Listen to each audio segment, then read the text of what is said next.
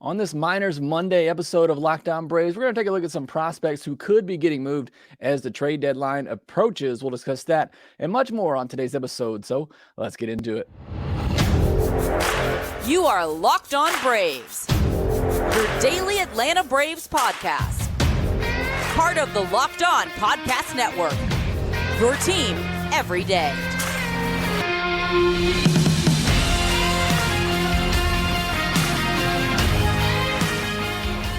Hey, and welcome back to Locked On Braves, part of Locked On Sports Atlanta, where we cover your favorite Atlanta sports teams each and every day. I am your host, Jake Mastriani. You can follow me on Twitter at shortstopball. Also, check out my written work over at bravestoday.com. Make sure you follow the podcast on Twitter at LockedOn_Braves. Send in any questions, comments, or feedback that you have for the podcast. If you're new and watching on YouTube, hit that subscribe button. We're up over 6,200 subscribers now on YouTube. If you're watching there, and I know you are, hit that thumbs up button to help support the show, grow the channel. We continue to fill up that comment section where you do a great job commenting there, continuing discussion past the podcast. Really appreciate all that. Thanks so much for all support you give me, making Locked On Braves your first listen of each and every day. Thanks so much to some of my everydayers who shouted out on the last podcast. Matt Jacobs has been an everydayer since spring training. Jerry Lewis, Phil, DRB, and Braves 1303. Thank you so much for letting me know that you are an everydayer. If you are an everydayer, let me know down in the comments section below. This episode of Locked On Braves is brought to you by eBay Motors. A championship team is about each player being a perfect fit. Same with your vehicle. So for parts that fit, head to eBay Motors and look for the green check. Stay in the game with eBay Guaranteed Fit. ebaymotors.com. Let's ride. eBay Guaranteed Fit only available to U.S. customers. Eligible items only. Exclusions apply. On today's episode, we're going to recap the week in a series loss. I didn't know the Braves were allowed to have those anymore. We'll go through that entire series where the pitching kind of let Braves down there, and then the offense on Sunday going up against Dylan Cease. We'll discuss all of that, but primarily on today's podcast, it is a Monday podcast, so we typically do our Miners Monday, but only 3 games over the weekend for the Miners, but we will go through some numbers there, and then we'll dive into some prospects that I think could be getting moved at the trade deadline, and then we'll wrap up looking at some teams that should be sellers at the deadline. So a lot of trade discussion going to be happening here over the next couple of weeks. Probably try to shoehorn it into just about every episode that I do, as I know that's going to be a hot topic, and we'll get a lot of that today. But let's start with the series loss. And I jokingly wrote down this team's a failure, and you look at the reactions on Twitter, and that's kind of what it feels like. But the Braves, they are going to lose a series here and there. Hopefully not once you get to the postseason. It is a little bit funny. You look at their last 2 series losses, one coming to Oakland and then another one coming at the hands of Chicago White Sox. Both teams, not very good records. Although I've said this for a while. I've said it for years about the Chicago White Sox, even before this series. No idea why this team is as bad as it is. You look at the names on that White Sox roster, and I know names are just names, but Tim Anderson, Luis Robert is a monster. Andrew Benintendi, a guy that I kind of wanted the Braves to go after. I did want the Braves to go after in the offseason, and he had a pretty good series as well. Eloy Jimenez, Yasmani Grandal, Andrew Vaughn's having a bad season, and he was once a top 3 pick. Gavin Sheets crushes baseballs, and you had Jake Berger coming in with some big hits as well. There are really good names in this lineup. I didn't mention Yohan Moncada, who's injured, and that's really the problem a lot of times for this White Sox team is they've just been heavily injured, whether it's been Eloy, I feel like he's been injured every year. Tim Anderson's missed some time this season. Luis Roberts kind of been up and down with injuries. They just cannot stay healthy, but when they are healthy, this is one of the more talented lineups in baseball. And then you look at their rotation that they throw out. Lucas Giolito, Lance Lynn, Dylan Cease. I know the Braves got the Kopech, but when he's on, he has some of the best stuff in baseball, but he's coming off an injury himself and hadn't pitched in a while. And then you look at the arms coming out of the bullpen that I think are going to be some very attractive arms at the trade deadline. Again, it just baffles me at how bad this White Sox team is, especially in a very winnable division. I feel like just on paper, looking at the players and the names that they have, they should be running away with that division. Now, all that said, they're not better than the Braves. Braves should win this series. Really came down to that Saturday game, and we'll get into it, but Braves kind of let that one get away from them. You can understand Dylan Cease winning on Sunday when the Braves were throwing out Colby Allard, and especially when he had to leave with an injury. But really it came down to that Saturday game as to who was going to win this series, and the Braves couldn't quite grab that one. Let's start with the pitching, because outside of Friday, where Charlie Morton was great, and Charlie Morton's been on a little bit of a run here, which is nice to see. Again, I've talked about it really the last year and a half now. It's been the inconsistency of Charlie Morton. He'll have a good start and then a bad start, maybe a couple good starts, then maybe a couple of bad starts. But we've seen him now really over 3, 4, 5 start span where he's been really good. So hopefully Charlie Morton is starting to put it all together. We start to see him be more consistent each time out, as he was on Friday when he was just fantastic, carving up the Chicago White Sox. Braves obviously gave him an early lead, and then he was able to just give the Braves some innings. So that was great to see from Charlie Morton. But after that, it was really sketchy from the Braves pitching staff. Even Spencer Strider on Saturday, while maybe had some bad luck and defense really let him down, especially in that one inning where he gave up 3 runs. He probably shouldn't have given up anything in that one. White Sox, I thought, made some good swings on some really good pitches. You look at the Jake Berger home run. I mean, that's 98 up and away, and he's able to just take it the other way for a home run. I thought the White Sox did a good job of just going the other way. And maybe I would have liked, in retrospect, see Strider go in a little bit more on some of these hitters, because a lot of them did a good job on these pitches away of just taking the ball the other way. You look at, the hit to me, and I put hit in quotations mark, that one inning where Strider gave up 3 runs, the hit that really bothers me the most is the hit that he allowed to Andrew Benintendi. That entire at bat, I'm thinking, I hope Rosario is playing shallow. Benintendi doesn't have a lot of power, but one thing he will do, he'll put the ball in play. And a lot of it's weak contact. And I kept thinking that entire bat, do not let him bloop one into left field. Do not let him bloop one into left field. I hope Rosario is playing shallow. What happens? He bloops one into left field. It falls in front of Eddie Rosario. They score a couple of runs. That, to me, was the hit that really just bothers me in this outing. They go on to score 3 in that inning. They should have scored nothing. Now, Luis Robert, he bloops one in later in the inning as well. I understand that one a little bit more. I understand Rosario playing deep on Robert, who has really good power, and that one falling in. But it's really the Benintendi one that bothered me the most, because I'm thinking the guy doesn't have power. The only way he's going to hurt you here if he's late on a pitch and bloops one into left field, or he puts a good swing on one and kind of just dumps it into left field. You got to be playing shallow there. Give yourself a chance to make that catch. I feel like that catch needs to be made by Eddie Rosario, and it wasn't. They go on to score 3 runs in that inning, and that, to me, just really hurt. Braves really hurt Strider. You could see how annoyed Spencer Strider was. He ended up throwing 100 after that, just being, I think, overly annoyed, because there were several balls in that game hit to left field that should have been caught. Eddie Rosario later left with a hamstring injury after he failed dive attempt, whatever it was. Certainly that's a weakness for the Braves. I tweeted this out on Saturday. It's really the one weakness of the Braves is left field defense. And I feel like Eddie Rosario's been okay out there. And I guess I'm moving into a different topic here, but the defense, again, especially on Saturday, really hurt the Braves in that one. And again, I go back to the Benintendi hit more than any others. Did Strider make some mistakes on Saturday and he paid for them? Sure.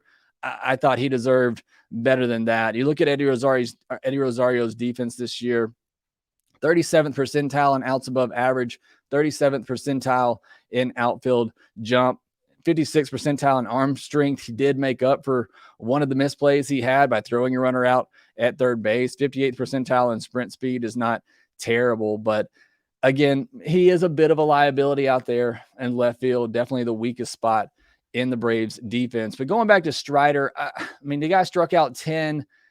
I thought he looked good. He had some bad luck in that inning. Really good hit by Remillard, an 0-2 pitch. He throws 98 on the black away, and Remillard just takes it the other way. That's what I was mentioning earlier. It just felt like too many times in that outing, Spencer was throwing really good pitches away from hitters, and they were just doing a good job of going with that pitch the other way.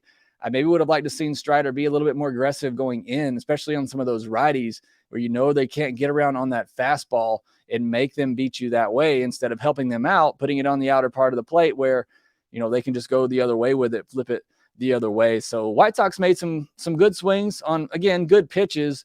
But Strider did make a couple of mistakes in there as well. Defense didn't help him out. Ended up being a 5-run outing for Spencer Strider.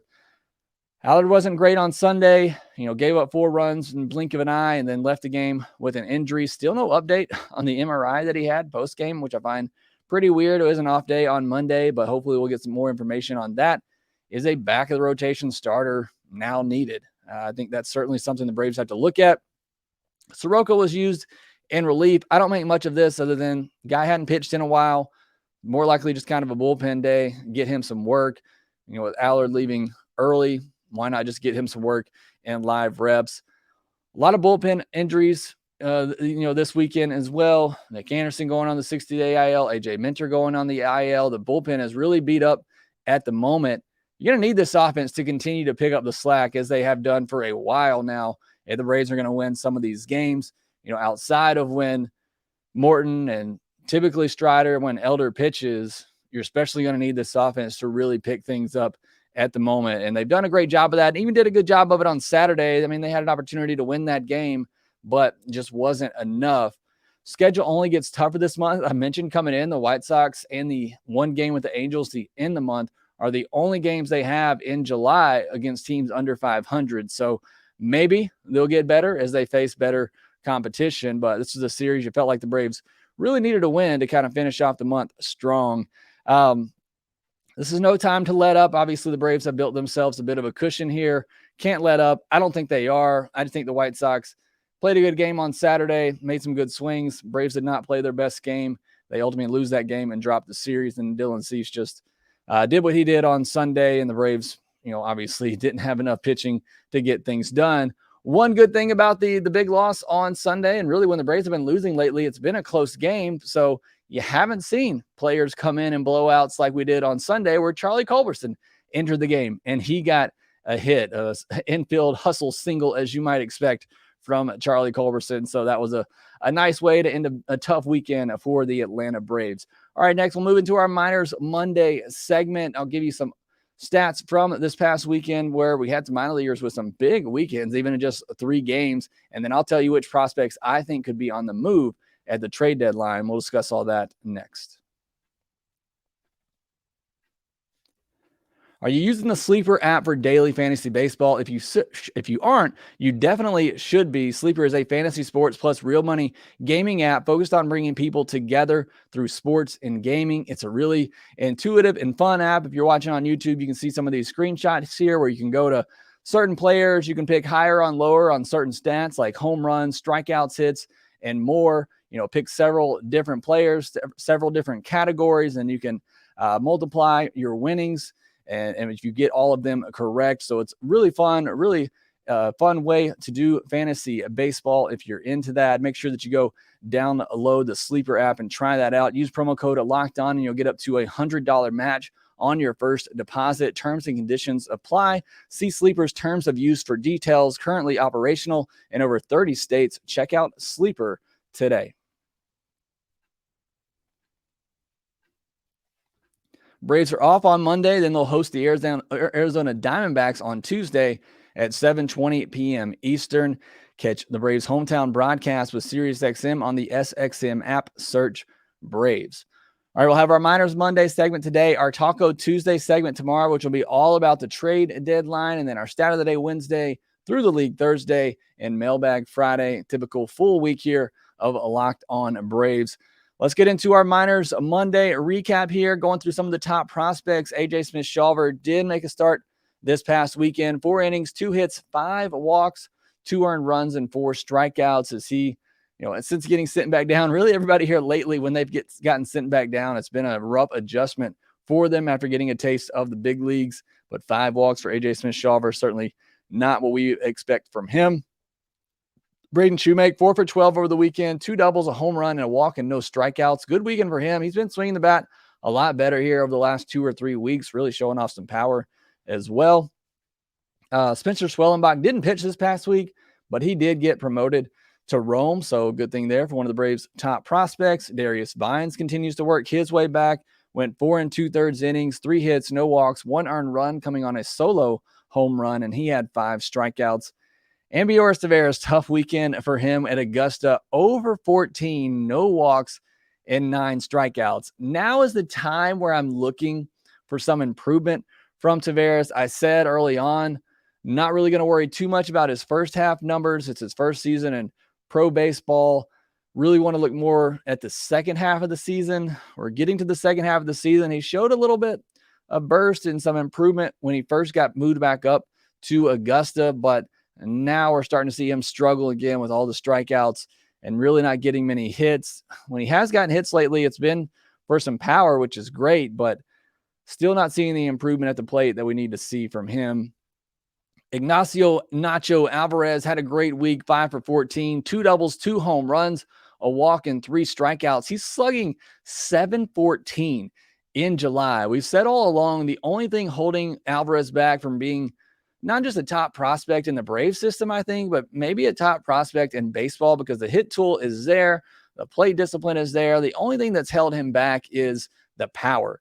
And you're really starting to see that in the month of July. Hopefully that's something that's going to carry. Hopefully it doesn't, take away from his plate discipline and his walk to strikeout ratio, which we've seen kind of dip here in July as well. Nothing drastic, but again, if it helps him tap into that power and we see some more extra bases out of him, I think it could be worth it, as long as, I don't think he's ever going to be a 25% strikeout type of guy, but you'd hate to see him take away that aspect of his game, which is so great. But a .714 slug in July is certainly pretty loud. Luis Guanipa, 4 for 14 this past week, a double, 3 walks, 4 strikeouts, and 3 stolen bases. Looking at each individual level, in Gwinnett, Von Grissom, 5 for 15, a home run, a walk, 6 strikeouts, and a stolen base. Luke Williams, 5 for 14, 2 doubles, 2 walks, 2 strikeouts. And Alan Winans. I want to talk about Alan Winans here for a second. 6 innings, 6 hits, a walk, 3 earned, 2 strikeouts. The guy statistically has been one of the best pitchers in AAA all year long. You got to figure if Colby Halloran is injured and the Braves need help in the starting rotation, I got to think Winans gets a chance at some point. This is no longer a short sample size that we've seen from him. I'm not expecting him to be an overly dominant top of the rotation type pitcher, but clearly he's figured something out to be able to get hitters out at the AAA level, at least. Now, it's not always easy to transition that to the major league level, but I got to think if the Braves have a need in the rotation, that he's going to get an opportunity. We'll see. If not, and we'll talk more about it this week, maybe if they do go to the route of just holding on until they get freed back at the end of the month, or maybe they trade for a veteran starter here before the deadline. But Alan Winans, he's done everything he can to prove that he is deserving of an opportunity. Maybe he's a trade piece as well. At Mississippi, Cody Milligan, 6 for 10 at the plate, 2 doubles, 3 walks, and a strikeout. Good weekend for him. Luis Diavila, 5 innings, no hits, 3 walks, no earned, and 6 strikeouts. And Hayden Harris, 3 innings, 1 hit, no walks, no earned, 6 strikeouts. 24-year-old lefty out of Georgia Southern. He's moved across 3 levels this year, 61 strikeouts in 37 2/3 innings. At Double-A, 13 1/3 innings, just 6 hits, has walked 6 batters, 2 earned, and 20 strikeouts. So that's some dominating stuff there from Hayden Harris. One thing I do want to mention here while we're talking about Mississippi, it has, they are supposed to be going away from the tacked balls here in the second half of the season. So, they were experimenting with that tacked ball in the first half of the season. It was really kind of messing up, pitcher numbers and hitting numbers as well. You didn't really know what to believe. Supposedly, they are going away from that tacked ball here in the second half. So what you're seeing should be more reflective of what you would see, normally at a Double-A level. At Rome, Gerardo Quintero, 5 for 13, a walk, strikeout, and 2 stolen bases. And then at Augusta, Justin Giannis, 8 for 12, 2 doubles, 2 stolen bases. Jeremy Celedonio, 4 for 12, 3 home runs on the weekend. And then Samuel Strickland on the mound, 5 innings, 5 hits, no walks, no earned, and 5 strikeouts. So that's your Miners Monday update. But I want to talk about prospects who could be traded, as obviously the trade deadline is approaching. I always like to go through the prospect list of guys that I think are expendable, could be moved, players that are untouchable. And just spoiler alert, I don't think anybody in this Braves farm system is untouchable in the right move. And there are prospects I prefer to keep. So prospects I would prefer to hold on to AJ Smith-Shawver, obviously, J.R. Ritchie, Ignacio Alvarez, Luis Guanipa. Obviously, excluding the guys that they just drafted. I'd probably throw Cole Phillips and Adam Meyer in that group as well, but considering they've yet to throw a professional pitch and they're coming off injury, I would doubt they'll be asked for in trades, but I'd probably throw those two in there as well, as those being guys that I'd prefer to hold on to, guys that I think have a lot of upside, could be major impact players one day. All that said, if those guys needed to be moved for a big piece, like you're getting a mid-rotation starter with years of control, you're getting a everyday left fielder, and I'm not saying they need to do this, but you're getting an everyday position player with years of control, I still wouldn't hesitate to move any of these guys, but I prefer to hold on to those if I can.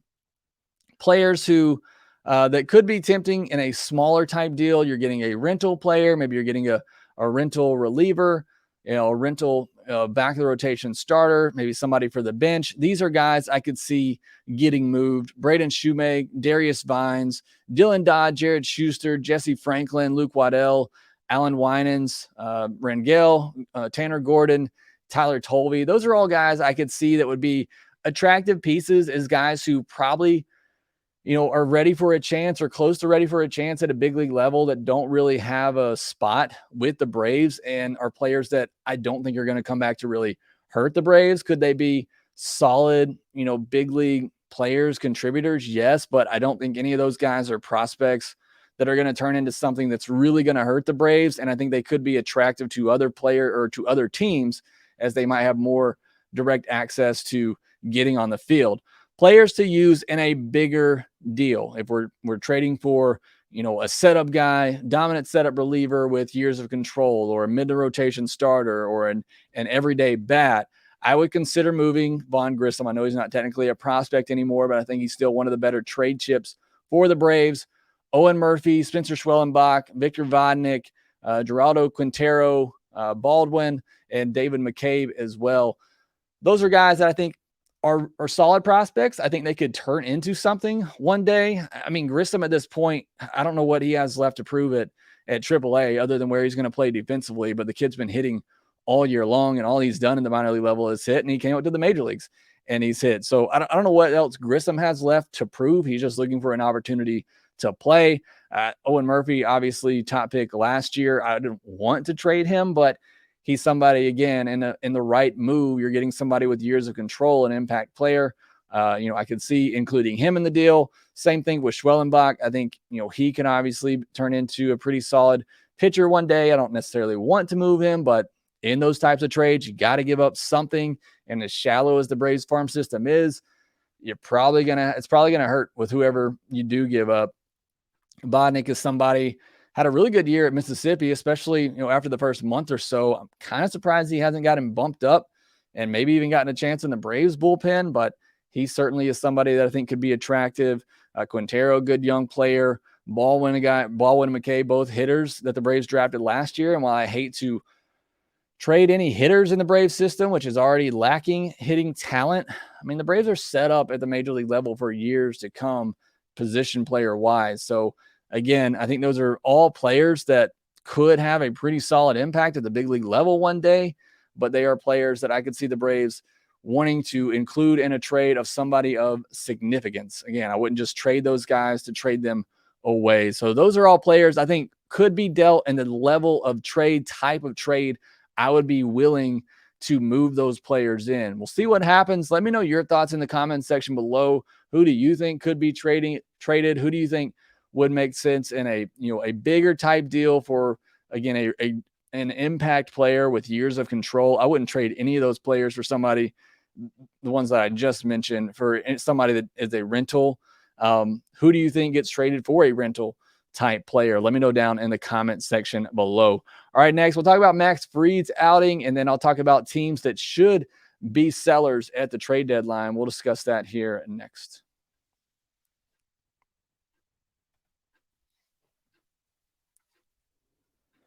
Max Fried did make a rehab start over the weekend down at Rome. 3 innings, 2 hits, no walks, no earned, and 3 strikeouts. Good to see him continuing to getting stretched out.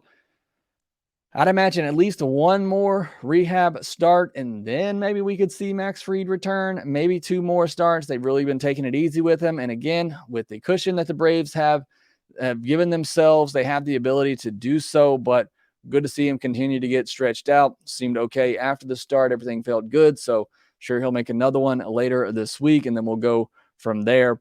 Now, looking at teams who should be ready to trade at the deadline, some obvious ones: the Tigers, the Royals, the A's, the Nationals, the Cardinals, the Pirates, the Rockies should all definitely be trading and definite sellers at the deadline.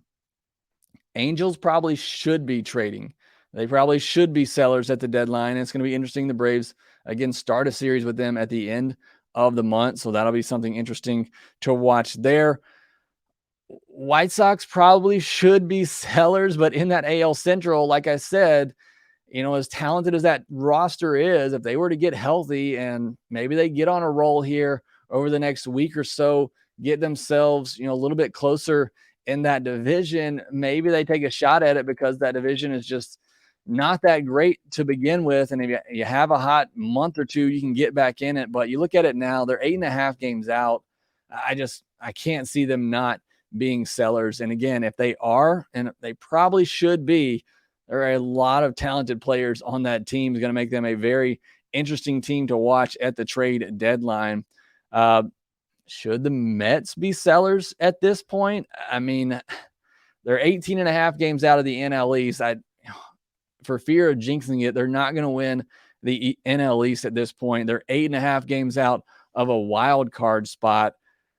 I think the Mets should probably be sellers. I doubt they will be, just because of who they are, who their owner is, how much money they put into this. I really doubt they're going to sell, but they probably should. They have a couple of guys, Mark Canha, David Robertson. I think that would make sense to just trade and get something out of it. And it probably doesn't hurt their chances too much or really, change anything dramatically the rest of the way. So I wouldn't be surprised if they, sell off a couple of those guys, but it may even, really not affect or impact the wins and losses the rest of the way. And then the Padres as well. This was a big weekend for them against the Phillies, and they did not play particularly well. Lost that series. They're now 10 games back in the NL West. They're not winning the NL West at this point, and they are 8 games back in the wild card. So talked about Josh Hader. I think he obviously would be a very intriguing player to trade for if he is available. I don't know if the Braves would pony up the prospects to get him, but I think the Padres obviously have some solid trade chips as well that they could deal from. Again, it's hard, just like with the Mets, it's hard to see them giving up after everything they've spent, all the moves that they've made to be contenders, but it's just been a rough year for them, and it's really hard to see them getting back into the postseason picture. So I think the Padres and Mets are very interesting, because they probably, just based on record and how far back they are, they probably should be sellers at the deadline. But just because of how much they put into this season to win, it'll be interesting to see what they do. I think the Padres, more than the Mets, have some really interesting players that they could flip at the deadline. So we'll keep an eye on those. Cubs should probably be sellers as well. But again, they're in a pretty winnable division. They're 8 games back in the wild card right now, and they are 8 games back of the division as well. So they should definitely be sellers. You got Marcus Stroman on there, Justin Steele, others who could be solid, Cody Bellinger as well. I know a name getting thrown around a lot. So those are your teams that likely should be sellers. That's a pretty good list of teams there. So we'll see how things shake out over the next week or so leading up to the trade deadline. But now that we know the teams, tomorrow, like I said, on our Taco Tuesday segment, I'll start to go through these teams, look at some players that could make sense for the Braves and be fits for what the Braves need, which now it's looking like pitching could certainly in the bullpen, but maybe even in this rotation as well, be a need for the Braves come the trade deadline. So we'll discuss that on tomorrow's Taco Tuesday episode. The Rays will host the Arizona Diamondbacks on Tuesday at 7:20 p.m. Eastern. It will be Zach Davies against All-Star Bryce Elder. Catch every pitch of the Braves hometown broadcast with SiriusXM on the SXM app. Search Braves. That will do it for this episode of Locked On Braves. Thanks so much for making us your first listen of each and every day. Make sure you follow us on Twitter at LockedOn_Braves. Follow me at Shortstop Ball. Make sure that you rate, review, and subscribe to the Locked On Braves podcast wherever you get your podcast, and we will talk to you next time.